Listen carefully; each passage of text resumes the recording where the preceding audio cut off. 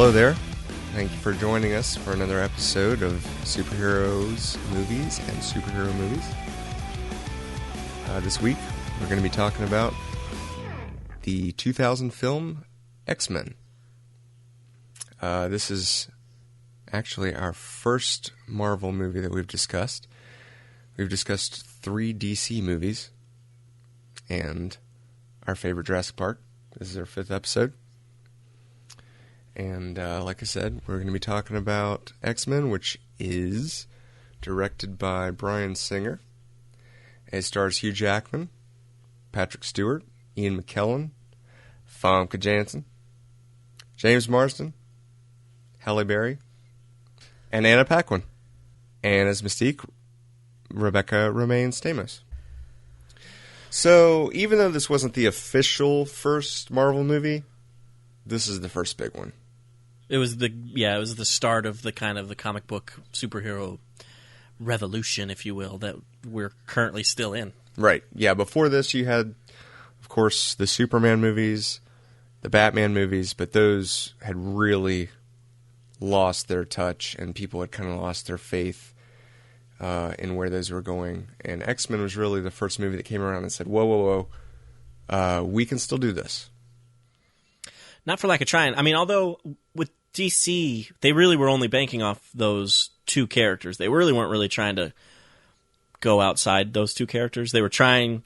Batman had kind of fizzled out with Batman and Robin, but they were trying to get another Superman off the ground with the Nicolas Cage, Tim Burton Superman, and then when that kind of fizzled out, they tried to do... McGee at one point was signed on to direct a Superman movie, and then there's the J.J. Abrams scripted Superman movie. So they were trying to get these Superman movies off the ground. They just couldn't do it. And then Marvel had X-Men come out in 2000, and that's really when I think studios kind of realized that there's some love for maybe not just the really big name superhero movies. There's also some love for... I wouldn't call X-Men B-list by any means, but there's some love for maybe lesser-known superhero. Yeah, a lot of people didn't know who X-Men was at the time, except, the parents that bought their kids the toys back in the early 90s. Yeah, and even, I was one of those kids. And my dad, I remember I saw the movie with my dad, and he didn't remember any of the characters. Like, I'm sure he bought me toys. I'm sure you buy toys for your kids, and you don't even really pay attention necessarily to who the character is if it's something they really want. So, but my dad really enjoyed this movie. He really liked it, but he doesn't remember me watching the cartoon every Saturday morning or anything like that. So, yeah, I think my dad did remember that. Wouldn't say that my dad necessarily enjoyed X-Men just because it's not really his type of film, but I think I remember the thing that he said to me after we walked out was, "So that's what X-Men's about, huh?" I was like, kind of. That's a very dad thing to say. Yeah. So after X-Men, of course, you had in 2002 Spider-Man, and that's when things really started to roll. But I kind of give credit to X-Men as being the pusher for all that. Sure, absolutely. Patrick Stewart was an amazing cast for Xavier. And I think he was kind of thought of for that role because of Captain Picard. Yeah, it's one of those casting choices that I think I remember when I heard that he was cast as Xavier. I remember I wasn't a Star Trek fan at all at that point yet. Right, neither was I. And I think I remember being like, they just picked him because he's bald. Like, couldn't they get somebody else that kind of maybe works a little better? But he is the perfect Charles Xavier. Like, I can't imagine anybody else really doing it. I mean, now there's James McAvoy, but as like the older, the Professor Xavier that we all know and love, like Patrick Stewart was great. He was actually very well cast. I actually think I had a different reaction than you because I wasn't a Star Wars fan either, but I knew who he was. Yeah, Star Trek. I wasn't a Star Trek fan either, but I knew who he was just from seeing him around. And I remember the first time I saw him, I was like, of course. Right. Of course. So I was pretty pleased from the get-go with him. I didn't know who Ian McKellen was before this movie. I didn't know. That's actually... Well, I think I don't remember hearing much about the casting for a lot of this movie. I do remember hearing about Patrick Stewart, but that's it. If someone had said to me, and maybe that's why I don't really remember it, because maybe I did read that Ian McKellen had been cast as Magneto, and I just was like, who? And same with Hugh Jackman, because up to this point, Hugh Jackman really was kind of an unknown actor. Yeah, I was going to say, I think the only actor that I recognized was Patrick Stewart when this movie came out. And Halle Berry. And Halle Berry, yeah. I would say right. I would recognize Halle Berry. And I think I knew Anna Paquin. Paquin from the Babysitters Club, thanks to my sister. Oh, yeah, sure. Thanks to your sister. Okay. She was a lot I younger don't than know. too. I feel like I kind of knew who Anna Paquin was too, but I couldn't tell you from what it was. Did you know that Hugh Jackman's actually was not the first choice to play Wolverine? Who was? He was, or I shouldn't say he wasn't the first choice. I'm sure there was maybe, I don't know how many choices they had, but he wasn't initially cast as Wolverine. Somebody else was, and then they had to drop out because of obligations to another movie. And it was Doug Ray Scott. Doug Ray Scott was actually the villain in Mission Impossible 2, the Scottish guy. And he had to do reshoots, I guess, for Mission Impossible 2 and was forced to drop out of X-Men. And so they cast Hugh Jackman instead, which, I mean, lucky for Hugh Jackman because that launched his career. Yeah. And also, I think it's safe to ask, would Wolverine has been as popular as a character if it hadn't been Hugh Jackman? I'm not sure. I really wish I could see. It's probably out there somewhere, but maybe it just hasn't been released or something. But I would love to see Doug Ray Scott's screen test just to see kind of how he would have played that character. I don't know. It would have been really interesting to see how. Because now it's like I can't think of anybody else as Wolverine. Hugh Jackman is the Wolverine. Yeah. And one day they are going to recast that. Oh, I'm sure. I mean, eventually. I mean, he's played him now like 7 times or something. So he's getting as much mileage out of the character as he can. But eventually, one day he will be too old to play him, and I'm sure it's 20th Century Fox is going to want to keep their franchise going, whether they reboot it or what. So, in fact, yeah, I think I heard that in Days of Future Past, of course, it takes place in the past and future, and there's a scene with Wolverine where he actually has gray in his hair because he's getting older. And that makes sense. Yeah. I remember that from. We always forget to do this right away. If you haven't seen X-Men yet, be sure to watch the movie because we're going to talk about the whole thing. But that being said, my knowledge of X-Men comes pretty much straight from the animated series. I didn't read a whole lot of X-Men comics growing up. I have 1 or 2, but I had a few trading cards, so I knew of certain characters that maybe weren't on the show. But my X-Men education came from the animated series back in the 90s. And that's primarily for me too. Yeah. I read a little bit of the comics, but I was going to say, I remember the Days of Future Past episodes of the animated series, and he had the gray in his hair in those future episodes with Bishop and whatnot. And that was cool. So I'm actually kind of glad that they're doing that. Yeah, me too. Kind of seems like they're sticking to as much as they can, maybe to the original Days of Future Past storyline. I think in that episode 2, he and Storm were an item.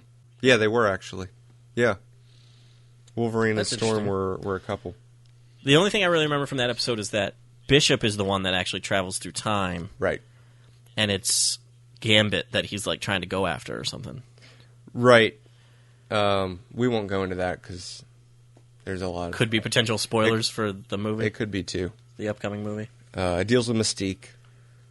And, right. And assassination and stuff like that. But still talking about the casting, one of the things I wanted to point out, it's one of the notes I wrote, especially on the heels of this whole Ben Affleck being cast as Batman thing, because there's just, there's huge outcry apparently over Ben Affleck being cast.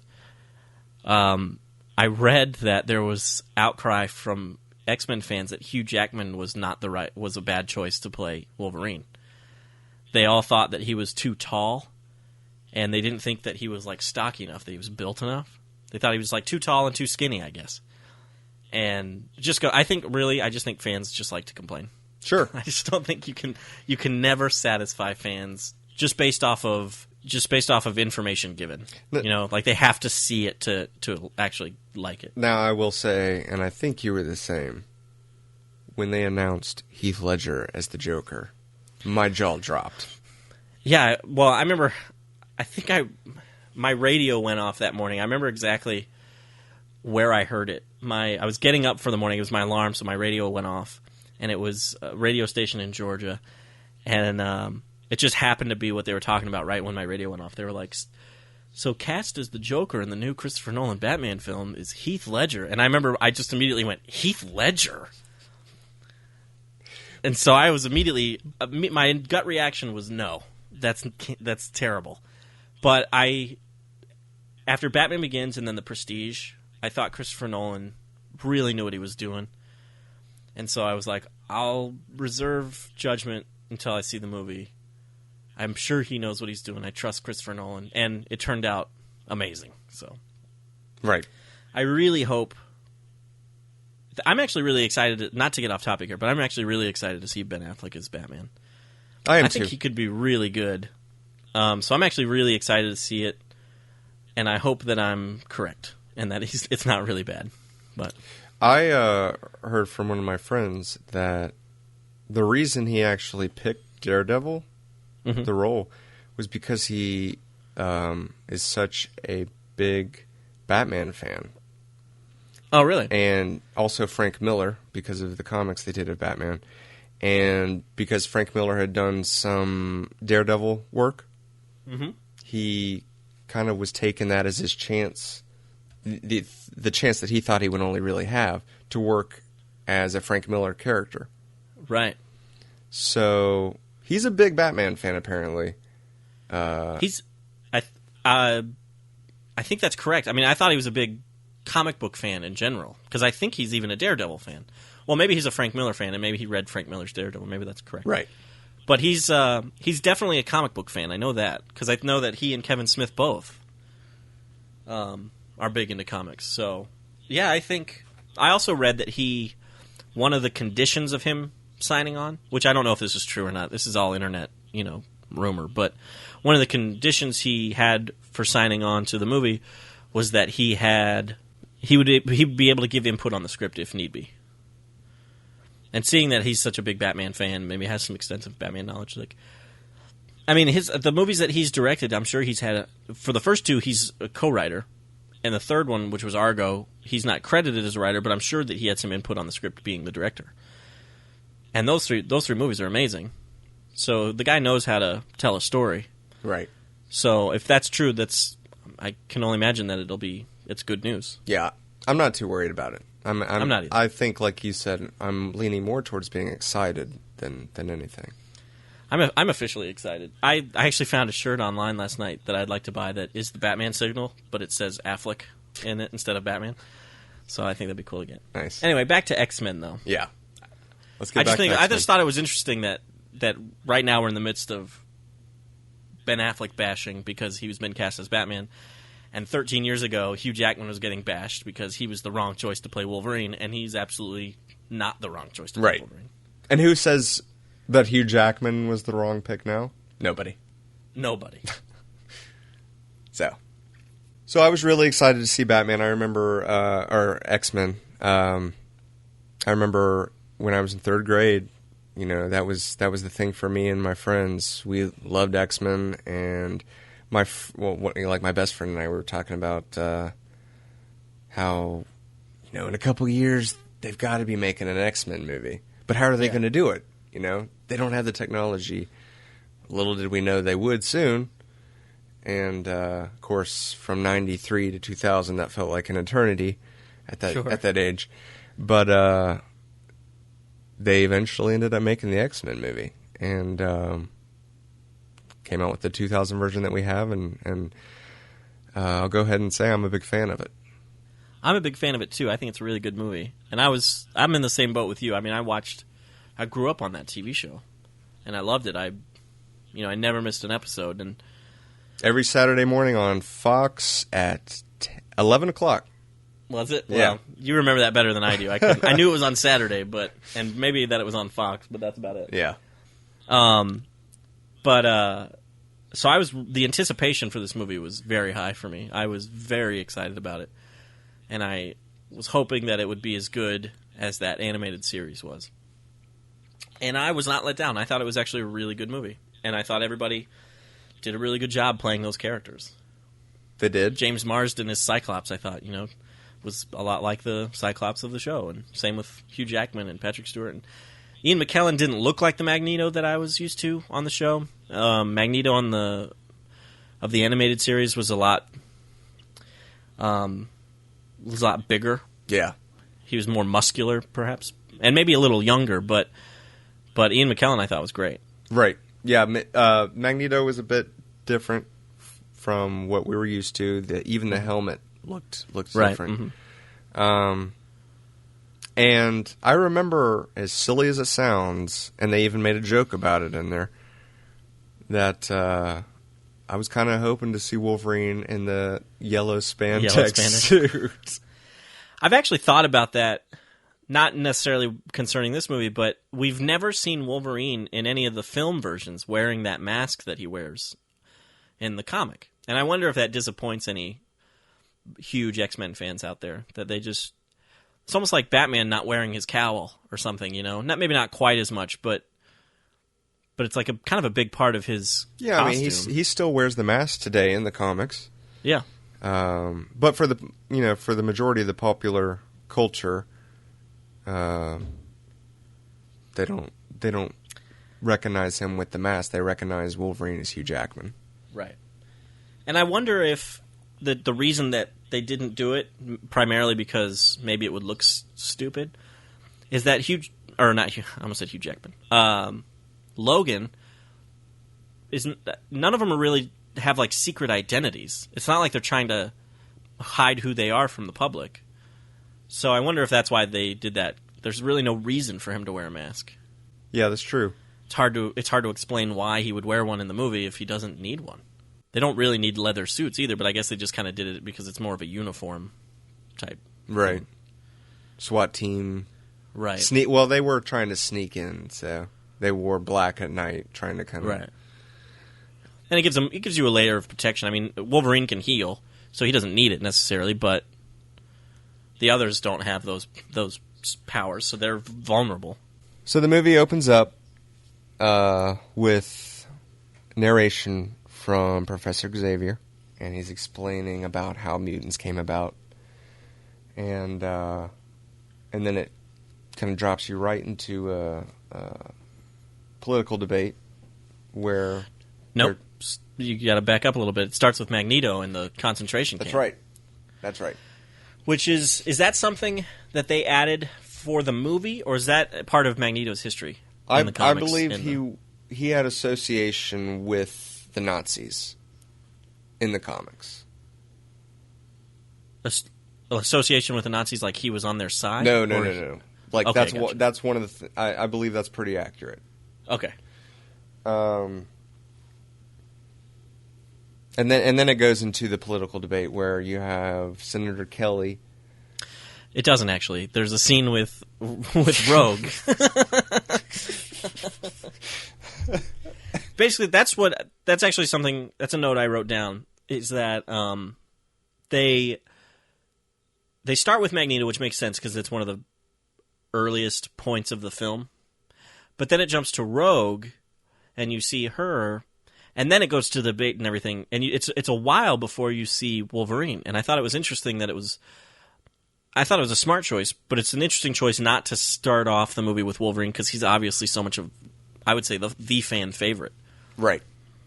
Now, do you think they were writing that with that intention, or did he just kind of become that afterwards? Well, I think he was my favorite character, I think, on the... Well, no, that's not true. Gambit was my favorite character on the animated series, but I think...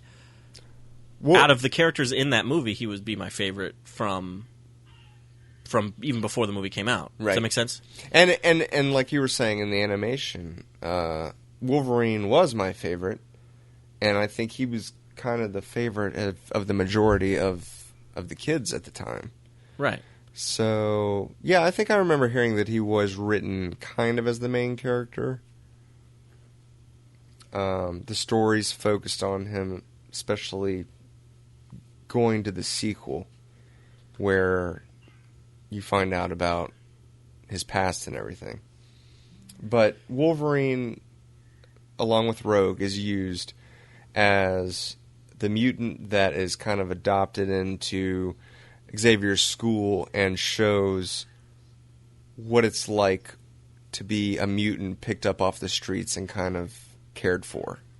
Right, I was going to say Wolverine and possibly even Rogue, I didn't think about that, are the main characters in the sense that we are learning everything about these mutants in this mutant school with them. Right.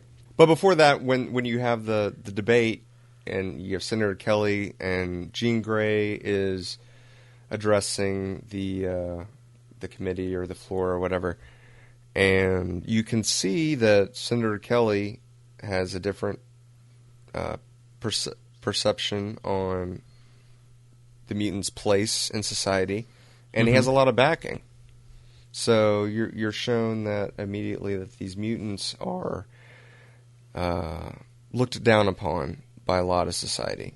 So that's kind of where Professor Xavier and his school, that's their goal about how to change the mind of these people, that they're not all dangerous. But at the same time, he acknowledges that there are, people like Eric, who is Magneto, that do need to be addressed. Right. I love the introduction of Xavier in that scene to the debate scene, because Kelly says there's even rumors of mutants so powerful they can get into our minds and change our thoughts or something, or control our thoughts. And then right as he's saying that, the camera pans around and you see Professor X. And for somebody like, say, my dad, who doesn't know who Professor X is, that doesn't mean anything.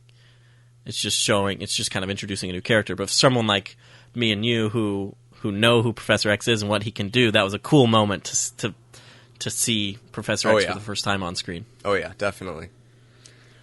That was the biggest thing for me.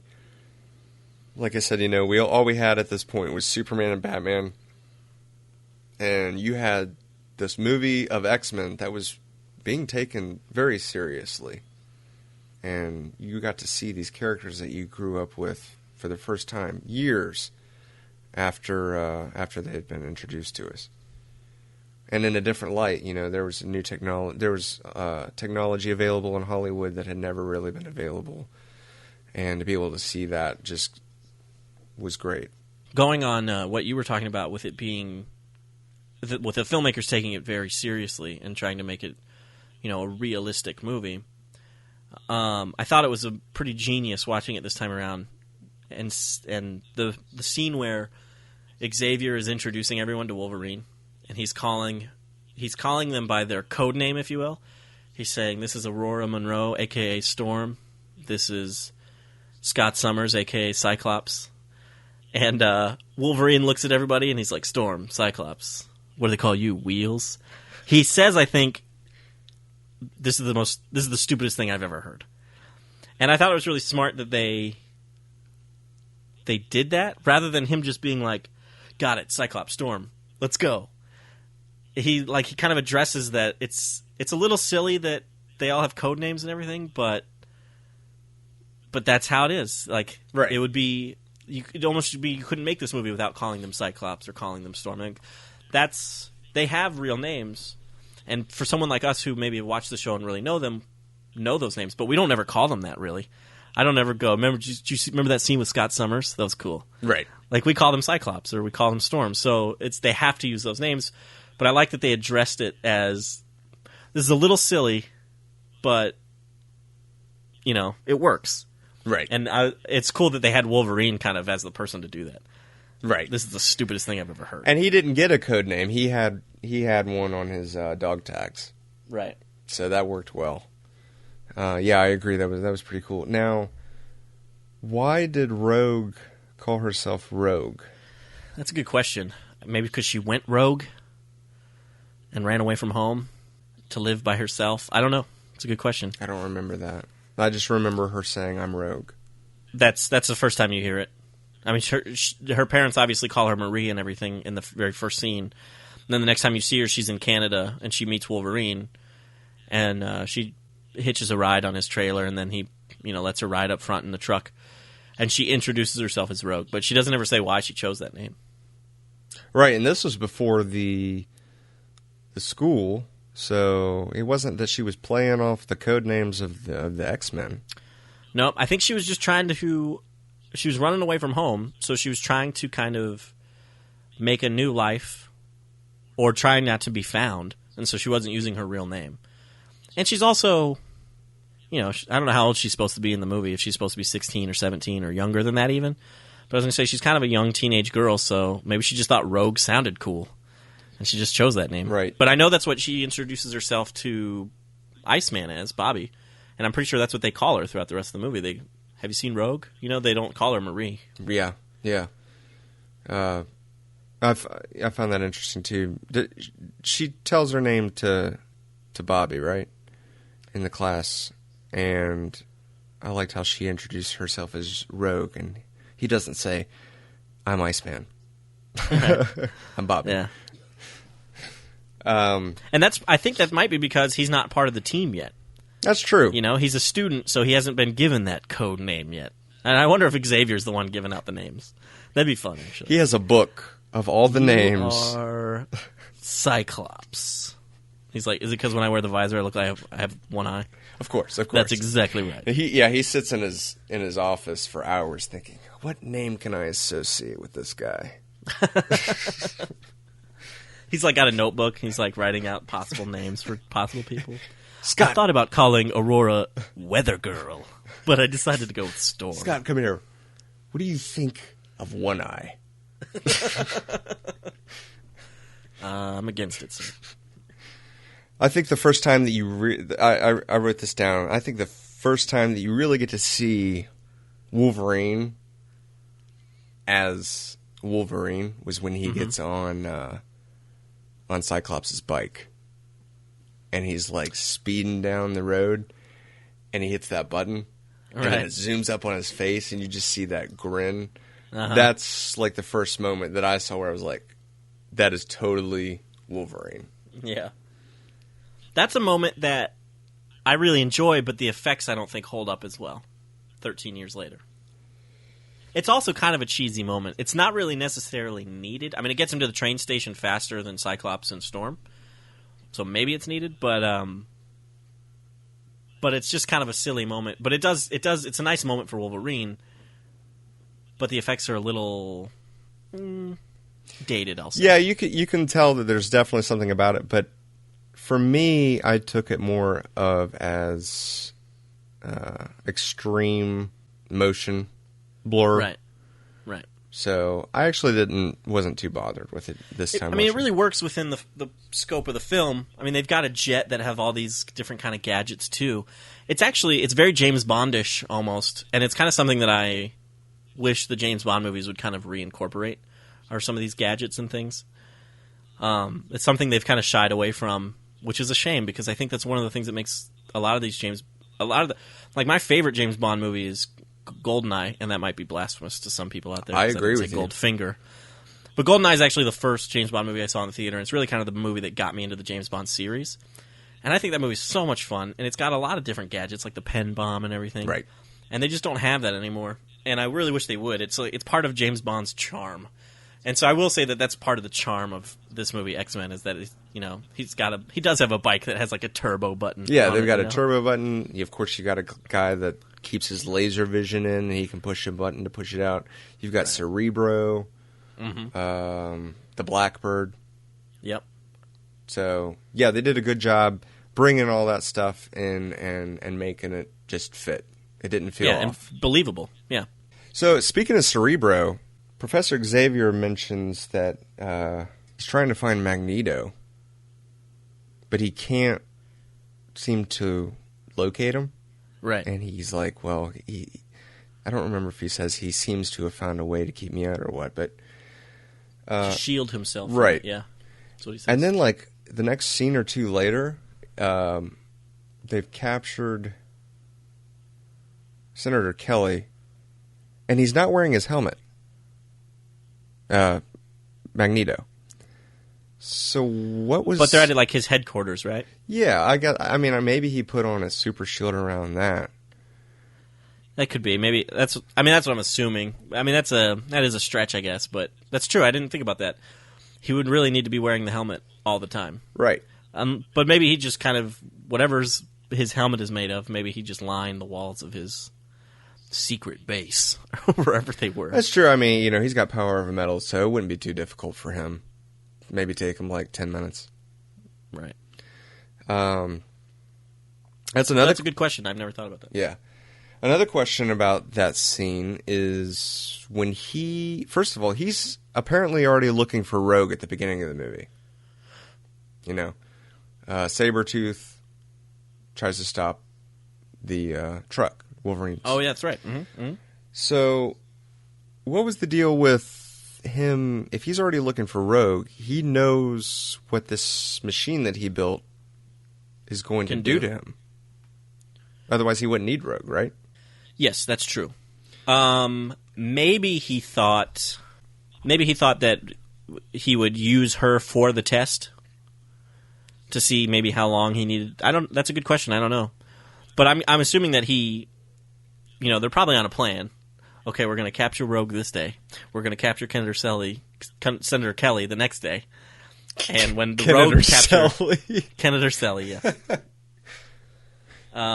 When the Rogue capture didn't go to plan, but they still got Senator Kelly, the show must go on.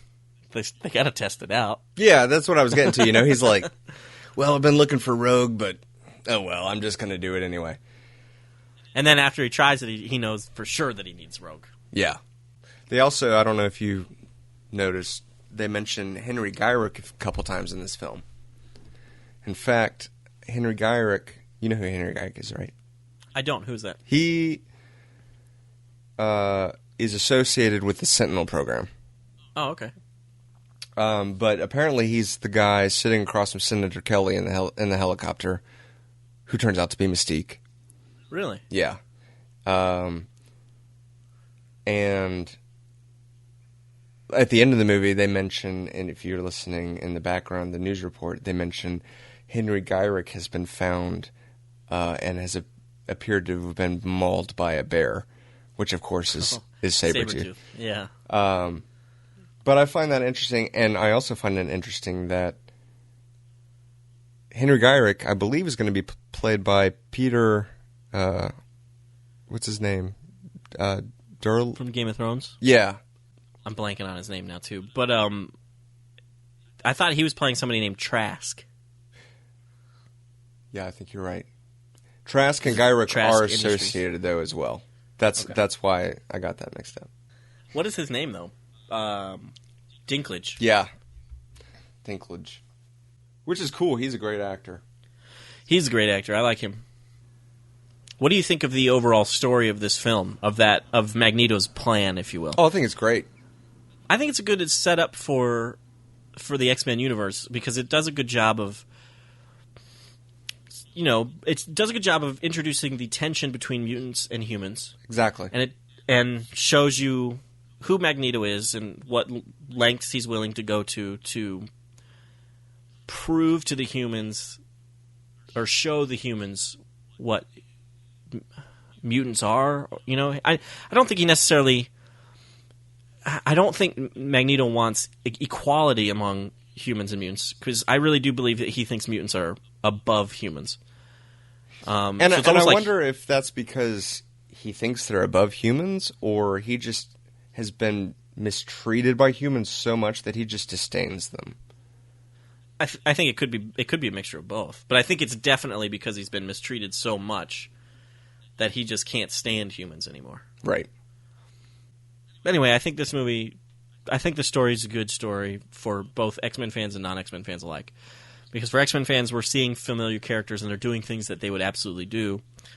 And for non-X-Men fans, it does do a good job, like I said, of introducing the tension between the mutants and humans, while also introducing them to all these characters and mutants and all their powers and all that stuff. And it doesn't feel too exposition heavy. There is a bit of exposition when Wolverine shows up at Xavier's school and Xavier's kind of explaining everything that they do, and he explains who Magneto is, and he introduces Cyclops and all that stuff. That's a bit of exposition heavy scene, but it still really works. Right.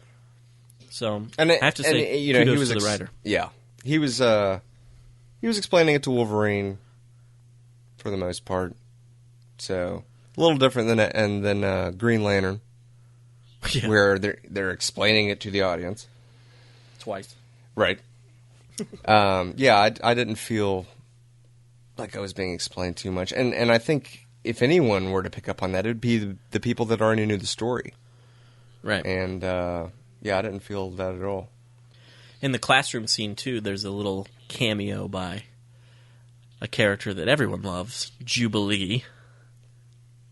You never noticed that? No. You see her twice, actually.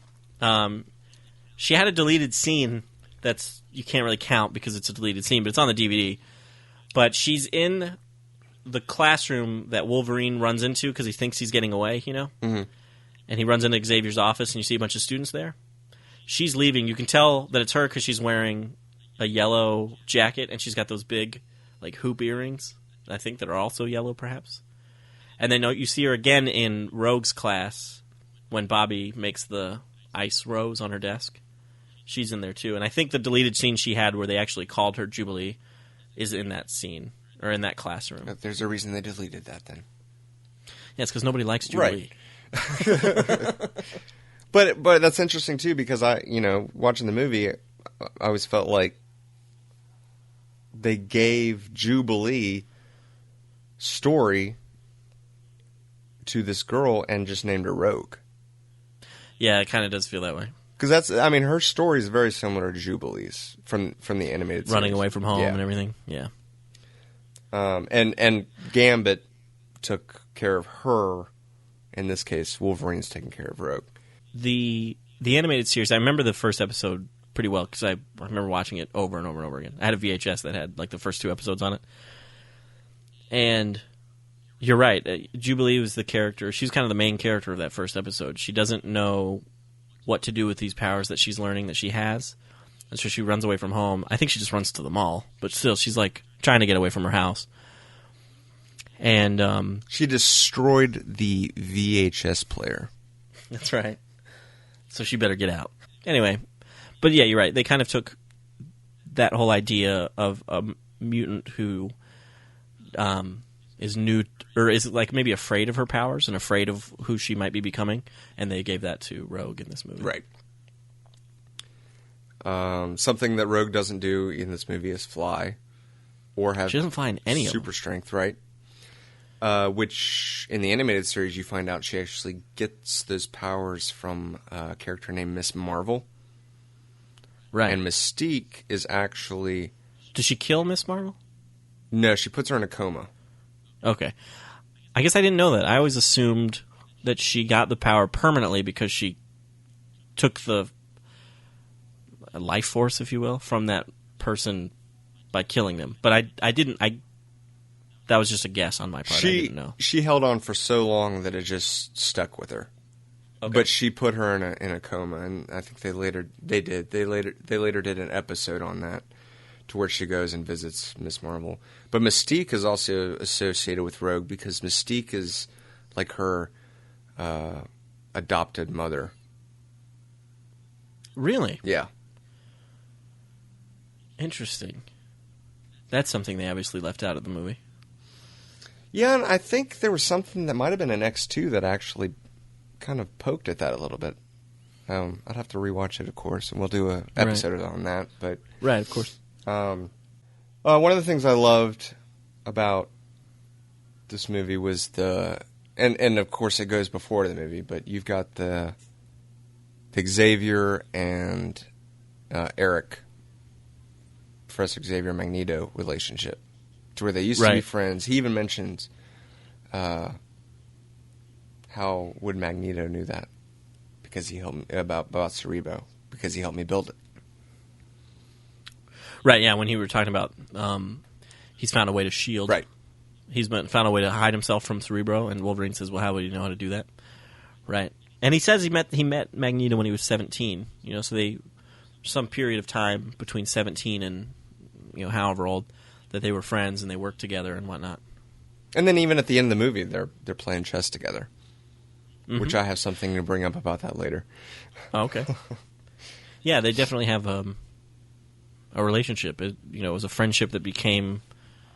I think from Xavier's point of view, it's he doesn't want to consider Magneto an enemy. Right. He's kind of forced to. And I even would go as far as to say, I don't think Magneto necessarily wants to be an enemy with Xavier either. But he's just constantly getting in his way with his plan. Right, absolutely. Neither of them can agree on the important issues, if you will, and so they're forced to be on opposing sides and have to kind of essentially fight each other. Something I noticed that that Magneto said was in the scene after they have Rogue, and they're walking out of the train station. Yes, they have Rogue. And turns all the policemen's guns on them. Mm-hmm. And then fires one. Yep. And Professor Xavier has control over Sabretooth and Toad's mind. Right. And but he pulls the trigger on one of the police officers, and I never could remember how he said it, but he stops the bullet right at the guy's forehead. And I was trying to remember, does he say, "I don't think you can stop them all," or "I don't think I can stop them all," as far as the bullets go? He says, "I don't think I can stop them all." I always did. I don't know why. But I always assumed that it was Xavier who stopped that bullet. And then I realized that Xavier doesn't have that power. He's not a telekinetic like Jean Grey is. She can move things with her mind. But Professor Xavier can't. He can only control your thoughts and control your mind. Really? Yeah, so he couldn't stop that bullet even if he wanted to. It was Magneto who stopped it. I was thinking he could. But yeah, I think you're right. You never see Xavier moving anything with his mind. He can't do that. Yeah. He can stop time. He can stop time, which is interesting. But it's really not stopping time, I think, as much as it's just freezing everyone's mind. Yeah. I think it's just freezing them in place. Yeah. So yeah, Magneto stopped a bullet. I don't know why. Don't know why he cared. I think it was one of those things where I think it's a good attribute to have to a villain. You don't want your villain to be 100% pure evil. You want to have your villain maybe almost be able to surprise you. And so I don't think that he was wanting to murder anyone just then, but he would if he needed to. And so I think he was kind of showing that to Xavier, like, I'm not afraid to pull the trigger. I let it stop this time, but if you won't let me pass, I'm going to pull all these triggers. And Xavier was like, okay, you got me.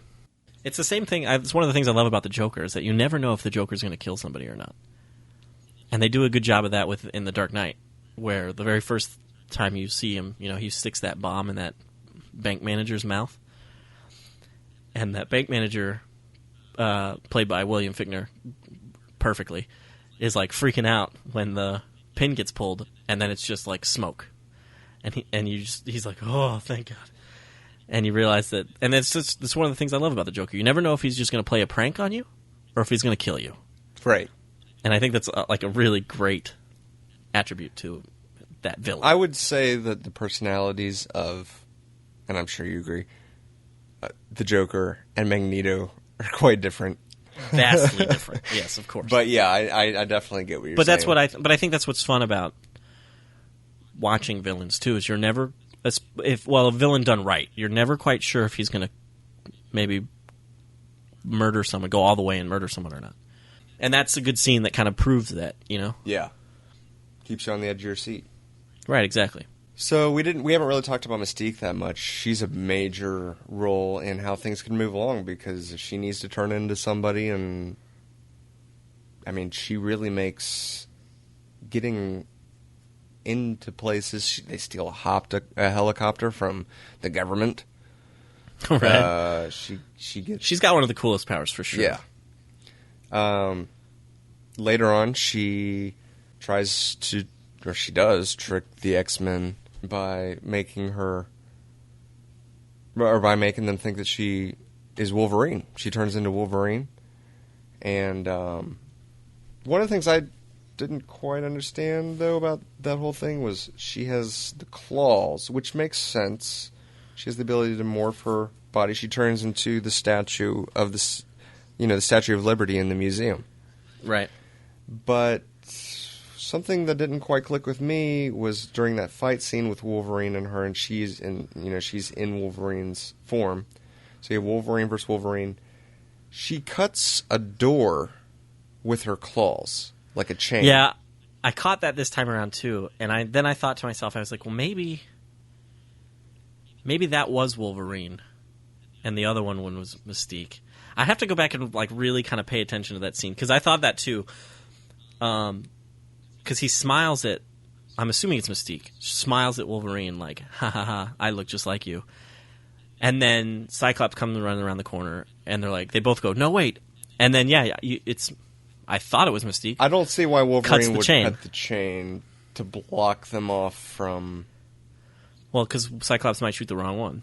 But, I don't know, you're right, though. She shouldn't be able to cut the chain with her fake claws. That could be a movie mistake. I'll have to go back and really analyze that. I think there's also another scene, too, where she's sneaking up and she's, like, going to cut someone with her claws, and then she gets found out. I don't recall that. No. I don't know. I might be wrong about that. I'm not sure. But yeah, I'm pretty sure that was Mystique that cut the chain with the claw. I think it was supposed to be too.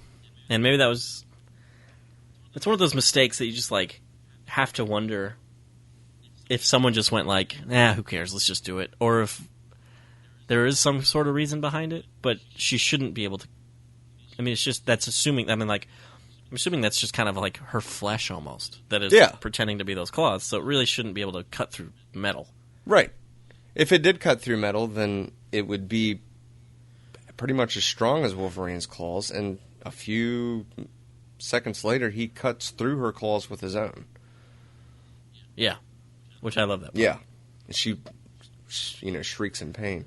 Mm-hmm. Speaking of Mystique, what do you think about the character design of Mystique? Because I know in the comics, she had the blue skin, but she wore clothes. Right. And, I was thinking about this time around, she does not. I was thinking about watching that. Watching this movie this time, and I was like, I would have loved to have the classic Mystique, the long red hair, the white dress with the skull on it as the belt. Right. But I don't think it would have been as attention-grabbing as the way they portrayed her. And I think the way they portrayed her for the general audience really gave them something else to remember about this movie. Sure. I get that, and it's probably absolutely right. I'm sure that's exactly why they did it. And another reason that I was kind of coming up with was, when she morphs, she's able to morph, or mimic, I should say, that person's clothes that they're wearing. Mm-hmm. And so that's obviously she's doing that with her body. Mm-hmm. So the clothes that character is wearing or whatever is like a part of her body. And so I don't know if the white dress thing that she would wear, even though it works in the comics and it works in the animated series, if that would morph with her. Right. So it kind of makes sense that she wouldn't be wearing anything. Yeah. But it's but you're right, it's absolutely like it really does stand out. Yeah, you hadn't really seen anything like that before this movie. I really liked how when Senator Kelly escapes and he comes to Professor, well, he actually asks for Dr. Jean Grey. The people that he was trying to fight against and condemn them. Did he know Jean Grey was a mutant? I don't think so. Okay. He just thought that she was a representative of the mutant population or the mutant he race. might have had suspicions, because probably in his mind he's like, well, what kind of person besides a mutant is going to be fighting for these people. Okay, sure. But the point is, he went to her because she understood mutation, whether he knew she was a mutant or not. Right. And I liked how his clothes were, or there were just random clothes sitting there on the beach for him to grab. Yeah, I know. That always happens too, right? They were just sitting there Just on like unattended, full, pants and shirt and everything. Yeah, and they fit him fine and everything. I really liked that, and I felt like that scene he tells Storm, I don't want to be alone. Really showed him softening up. Unfortunately, it was because of dire circumstances. But so then he just melts. He was softening up, but at the same time, I think he still kind of held on to his beliefs because I can't remember exactly what Storm says to her, but he says something to her to the effect of, "Tell that to the people who did this to me." So I think he still kind of sees mutants as dangerous. I don't remember especially... him saying that. No, you don't? I remember him saying, "Are you afraid of regular people?" She says yes. And then he goes, "I think you have one less person to be afraid of." Oh, okay. Well, maybe I'm thinking of a scene that takes place before that. But I know at some point he tells somebody, I thought it was Storm, "Tell that to the people who did this to me." And I thought that he still kind of... It would have had to have been that scene, though, because that's the only scene... Doesn't he have a scene with Jean Grey, though? Maybe I'm wrong. Continue on. I think you're right. But anyway, he just disintegrates into water. Mm-hmm. I never really quite got that. I always kind of assumed maybe when he was swimming to shore that his body was just absorbing all this water, because when he comes up on shore, he's like a jellyfish. You see the boy poking the jellyfish beforehand, kind of give you that connection when he comes up on the shore. Mm-hmm. So I don't know, but it was kind of weird and cool at the same time. I kind of assumed that his mutant power was that it was something to do with kind of a water mutation. I know we don't really see that. It looked more of like a Stretch Armstrong type thing when he was in Magneto's cell. The way he's just kind of able to kind of bend his body, become gelatin, if you will. So I don't know. Maybe it did have something to do with him getting into the ocean, and that's why. But they do mention that his body's rejecting it, too. Right. Which is why I think he just kind of disintegrates. Right. That's true. His power could be related to the water. He lost control of it, and his body just went. And that's another thing that I found very interesting. Was I think Storm. Yeah, Storm mentions to Magneto in the Statue of Liberty, "I saw Senator Kelly die." And there's a line that sticks out with Magneto. He says, "Are you sure you saw what you saw?" So he was like kind of making the audience think subtly, "You sure he's dead?" No, turns out from what we saw later on that they never brought him back. He probably was dead. Right, and Mystique was, standing in as him at the end. I found the quote. He's talking to Xavier. It's right after they bring him to the house. And I don't know exactly... The quote starts a little into the conversation, so I don't know exactly what was asked of him. But he said, "I was afraid they'd..." And Xavier says, "Treat you like a mutant?" And then Xavier says, "We're not what you think. Not all of us." And that's when Senator Kelly says, "Tell that to the ones who did this to me." I gotcha. So I think at that point, maybe he's still a little against mutants. But then once he sees... he talks to Storm and he sees kind of Xavier and that whole... I'm sure the school and the facility and all that, maybe he starts to soften up right before he dies. Yeah. So, I guess the last scene that we can talk about is they get in the Blackbird to find Rogue. Mm-hmm. Where Jean Grey has been able to locate because Professor Xavier was poisoned by Mystique. Mystique broke into Cerebro and altered the... I don't know what you call it. Put in some green ooze or something into Cerebro. Affected Professor Xavier. And I don't remember what prompted Jean Grey to go use Cerebro, but she claimed that she did it. and she knew where Magneto was going. So, well, yeah, I mean, I guess she felt obligated because she knew what Magneto's plan was, and it was to unleash this machine that was going to turn humans into mutants onto a large number of people. That's and right.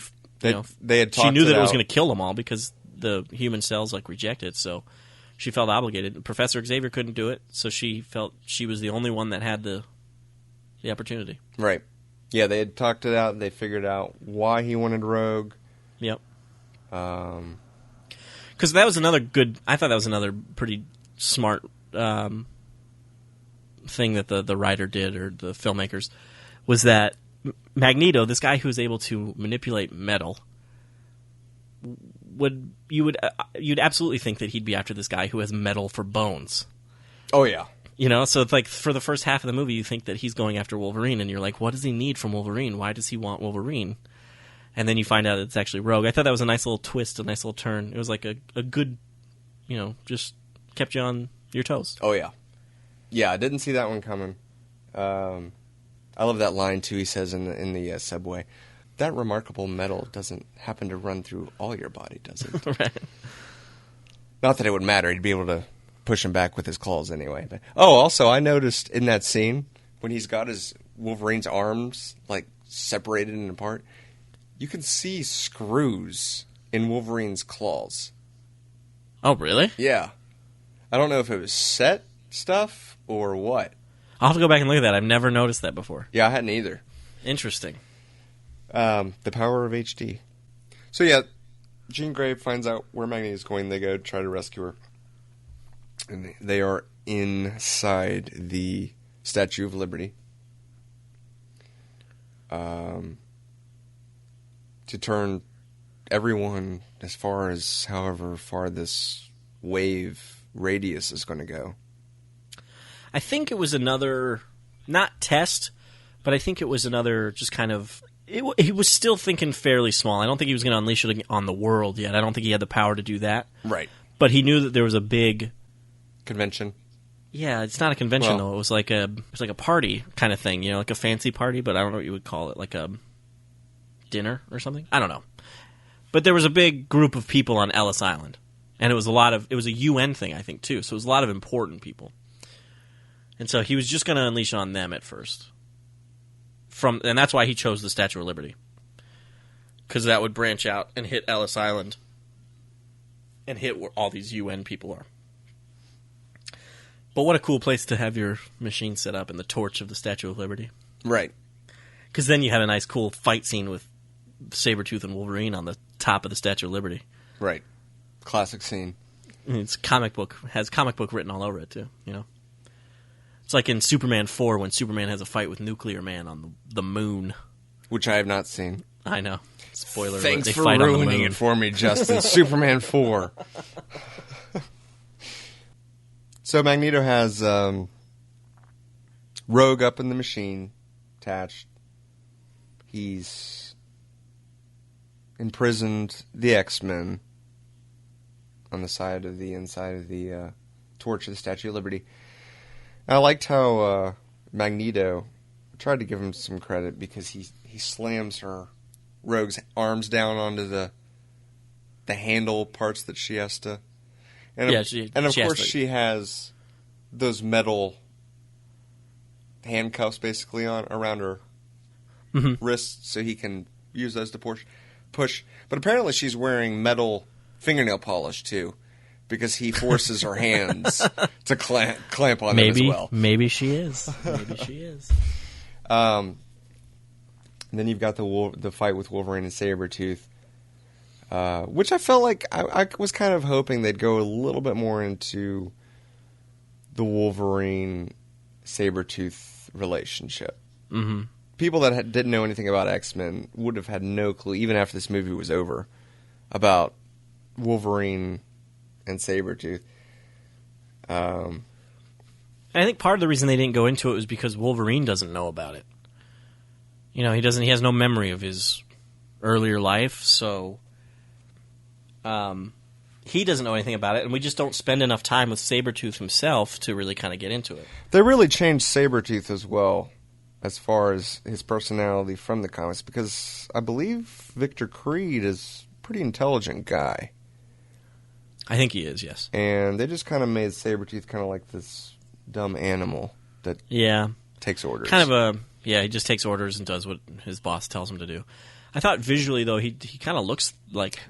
He looks very similar to the Sabretooth of the comics. Much more so than Liev Schreiber looked in Right. I wouldn't Wolverine. say he looks similar to the way he looked in the comics, but I will say that I do like the way they portrayed him. He looked pretty cool. Liked the hair, the teeth, the eyes, everything. The giant eyebrows. Yeah.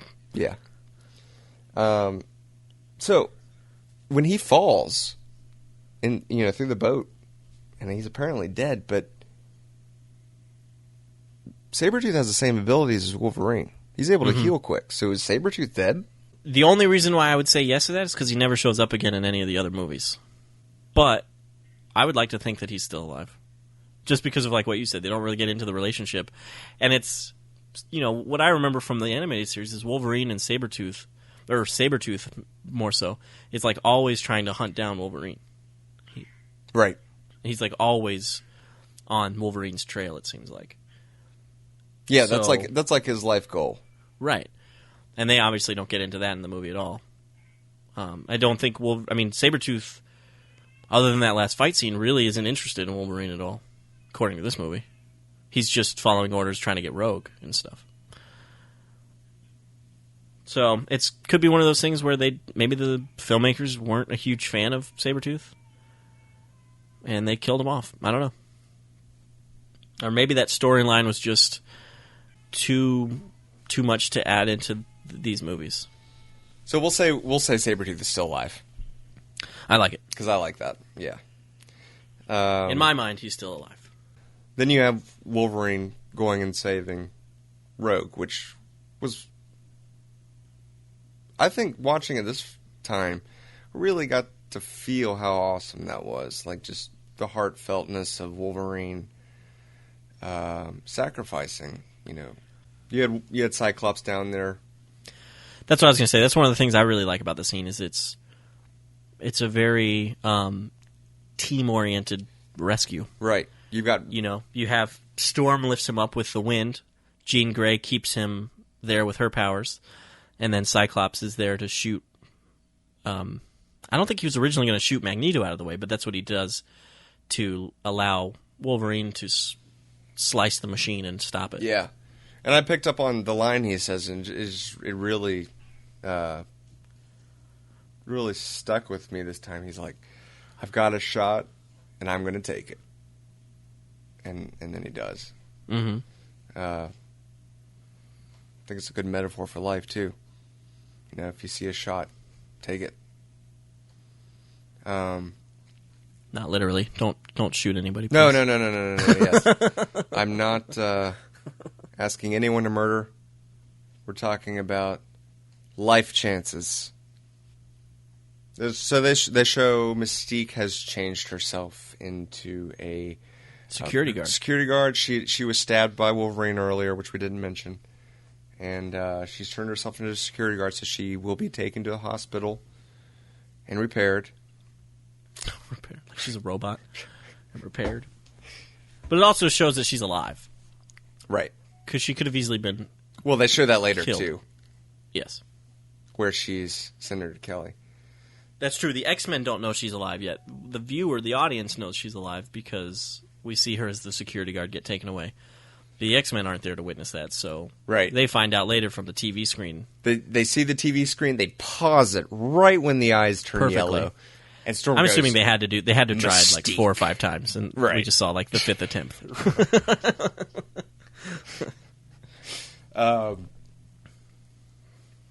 And then the last scene is where Professor Xavier and Magneto are playing chess, and his nicely designed prison. Man, they just built that thing nice for him. It's got this whole And quick too. Yeah, I mean, it doesn't really say how long it's been, but I wouldn't think it would. It's almost like they would need it ready to go because they can't put him in a regular cell to hold him while they're building the plastic cell. That's right. And that thing's just hanging over an abyss. So where's that supposed to be, too? Is that... I wonder if Xavier built that cell knowing that one day he might have to capture Magneto and, like, provided it to this facility. Eric, when I capture you one day... I have a plastic cell for you. And a glass chessboard so we can play.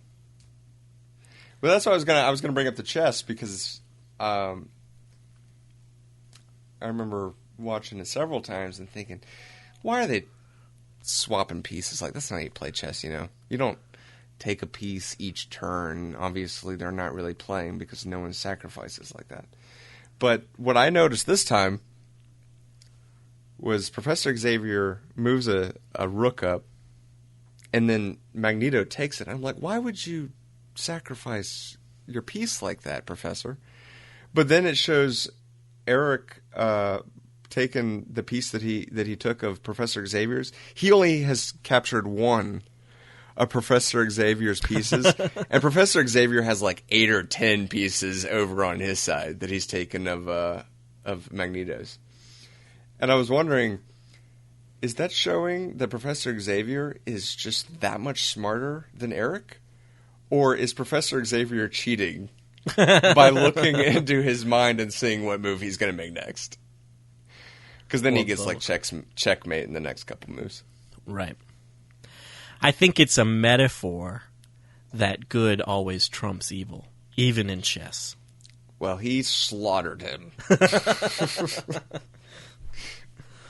That's funny. I liked the ending too. How what he say? You think they can keep this in this cell forever? Well, you know, I'll get out eventually. Whatever he says, and then he leans over and says, "And I will always be there." Yeah. And then old friend. Then they roll him out and are taking away the plastic and leaving Eric in his little plastic box in the dark. It's one of the things I like about this movie because it's unfortunately a trend that kind of is happening right now is that a lot of movies are, especially if it's got the potential to be a franchise, will kind of end the movie on an ambiguous note. So it doesn't really have a real ending because they know that there's going to be a sequel, or they want there to be a sequel. Or the movie kind of all feels like giant setup towards another movie. And this movie doesn't feel like that. I mean, if this movie had failed at the box office and there had never been another X-Men movie, it would still be a good, solid movie. But it does kind of hint at a sequel just with Wolverine leaving the mansion. Right. Saying goodbye to Rogue and him trying to kind of go find some answers to his past.